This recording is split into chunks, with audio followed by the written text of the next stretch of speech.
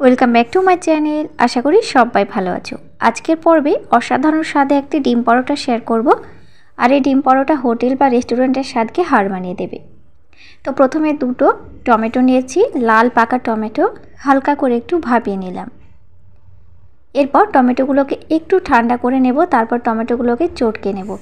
টমেটোর শক্ত অংশ বা খোসাটা যাই থাকুক এটাকে বাদ দিয়ে দেবো।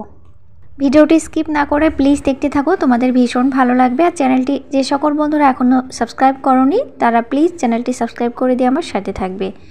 এবার চটকানো টমেটোর ভেতরে আমি কাপের 2 কাপ মতো ময়দা নিয়ে নিলাম। এখানে আটা নিলেও হবে, আবার আটা ময়দা আধা আধি করে নিলেও হবে। 1 চিমটে লবণ নিলাম। এরপর টমেটোর সাথে খুব ভালো করে মেখে নিতে হবে ময়দাটা। প্রয়োজনে ঠান্ডা জল দিয়ে মেখে নেব। হাতে 2 চামচ রিফাইন্ড অয়েল লাগিয়ে ময়দাটাকে একটু রেস্টে রেখে দেব। চলো একটি ব্যাটার বানাই। তো এখানে ডিমের যে ব্যাটারটা বানাতে হবে তার জন্য এখানে একটি পেঁয়াজকে কুচি করে নিয়েছি, সেটাই নিয়ে নিলাম। সাথে নেব একটি পাকা টমেটোর অর্ধেকটা, খুব বেশি এখানে টমেটো লাগবে না, লাল পাকা টমেটো কুচি করে নিয়েছি।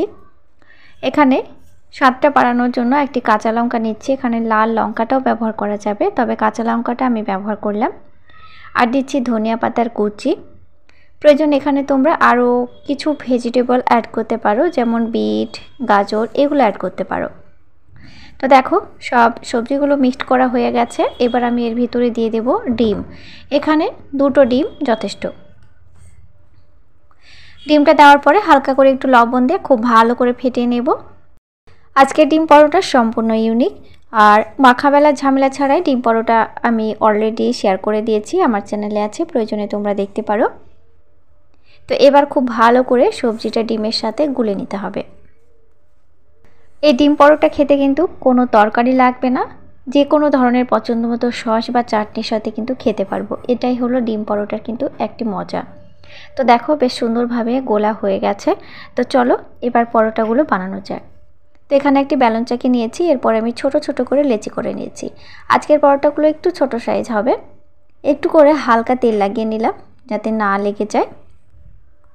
তো ফ্রেন্ডস, আজকের পরোটা আমি 4 কোণ করে তৈরি করব, এতে দেখতে বেশি ভালো লাগবে। তবে তোমরা এখানে গোলাকৃতি করে করতে পারো, তাতে কোনো অসুবিধা নেই। আর সাইজ আমি একটু ছোট করব। তো বেশ রুটির মতো করে বেলে নিয়েছি, বেশ পাতলা হয়ে গেছে। এবার চারিদিকটা আমি মুড়ে দেব। ঠিক এইভাবে চারিদিকটা মুড়ে দেওয়ার পর আবার আমি বেলে নেব। এতে বেশ চৌকো সাইজ চলে আসবে আর পরোটাটা দেখতেও ভালো লাগবে। তো অবশ্যই তেলটা দিয়ে বেলার চেষ্টা করবে। এখানে ময়দাটা দিলে কি হবে বলো তো, পরোটাগুলো খেতে গিয়ে ভালো লাগবে না। তো এখানে অবশ্যই একটু হালকা তেলের ওপরেই বেলার চেষ্টা করবে। তো বেশ 4 কোণ করে বেলা হয়ে গেছে। চলো এবার পরোটাগুলো ভাজতে হবে। তো এবার আমি পরোটাগুলো কিভাবে ভাজছি দেখে নাও। এখানে পরোটাটা তৈরি করা হয়ে গেছে আর বাটিতে যে ডিমের গোলাটা রেখেছি এই গোলার ভেতরে এবার দিয়ে দেব।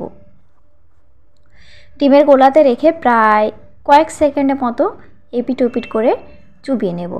2 দিক থেকেই পরোটার গায়ে ডিমের গোলাটা লেগে যাবে আর এখানে পরোটা কিন্তু ভীষণ সফট হবে। তো এখানে কিন্তু আমি পুরভরা পরোটা আজকে করছি না, আজকে কিন্তু একদম নর্মাল পরোটাই করছি। পুরভরা পরোটা কোনো একদিন তোমাদেরকে শেয়ার করে দেখাবো। আর ডিমের পুরভরা পরোটা অলরেডি কিন্তু আমার চ্যানেলে দিয়ে দিয়েছি। তো এবার আমি এখানে রিফাইন্ড অয়েল নিয়েছি কয়েক চামচ মতো, এরপর ফ্রাই প্যানে দিয়ে দিলাম। গ্যাসের ফ্লেমটা মাঝারি থেকে একটু হাই ফ্লেমে রাখতে হবে। খুব বেশি হাই ফ্লেমে রাখতে গেলে কি হবে বলো তো, ডিমটা উপর থেকে পুড়ে যাবে আর ভেতর থেকে কিন্তু রুটিটা ভাজা হবে না। তো গ্যাসের ফ্লেমটা একদম মাঝারি থেকে লো আঁচের দিকে রাখতে হবে। তো ওপর থেকে আমি আরেকটু ডিমের গোলাটা দিয়ে দিলাম, এতে পরোটাটা খেতে আরেকটু বেশি ভালো লাগবে। তো কয়েক সেকেন্ড পর আমি এবার উল্টে দিচ্ছি। উল্টে দেওয়ার পরে দেখো কত সুন্দর কালার আসবে আর সুন্দরভাবে ভাজা ভাজা হবে। খুব বেশি যে তেল লাগছে তাও কিন্তু নয়, একদম অল্প তেলের ওপরে কিন্তু ডিম পরোটা। আর এই পরোটা কত সুন্দরভাবে ফুলে উঠবে সেটাও তোমাদেরকে দেখাবো। তো প্রয়োজনে তোমরা ডিমের গোলাটা আরেকটু বেশি বেশি করে দিয়ে দিতে পারো। যে যেমন খাবে সে সেইভাবে অবশ্যই গোলাতে চুবিয়ে নেবে। তবে আমি একটু বেশি করে ডিমের গোলাটা দিয়ে দিচ্ছি, এতে ডিম ডিম হবে, খেতে বেশি ভালো লাগবে যেহেতু এটা ডিম পরোটায়।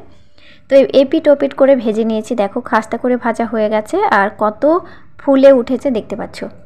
এটা কিন্তু বালিশের মতো ফুলে গেছে। তো যাই হোক, এটা ভাজা হয়ে গেছে, এবার আমি উঠিয়ে নিচ্ছি। এইভাবে প্রত্যেকটা পরোটা আমি ভাজা করে নিয়েছি। আর এখানে পরোটাগুলো ভীষণ সফট হয়েছে। একটু দেখলে বুঝতে পারবে পরোটাগুলো কতটা সফট হয়েছে। তো আমি এবার হাত দিয়ে তোমাদেরকে একটু ভেঙে দেখিয়ে দিচ্ছি পরোটাগুলো ভেতর থেকে কতটা সফট হয়েছে।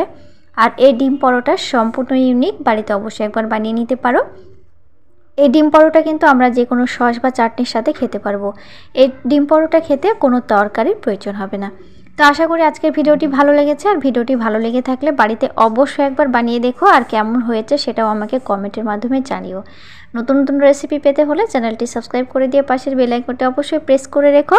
তোমাদের সাথে দেখা হবে আবার নতুন কোনো রেসিপি নিয়ে। ততক্ষণ তোমরা ভালো থেকো। Thank you.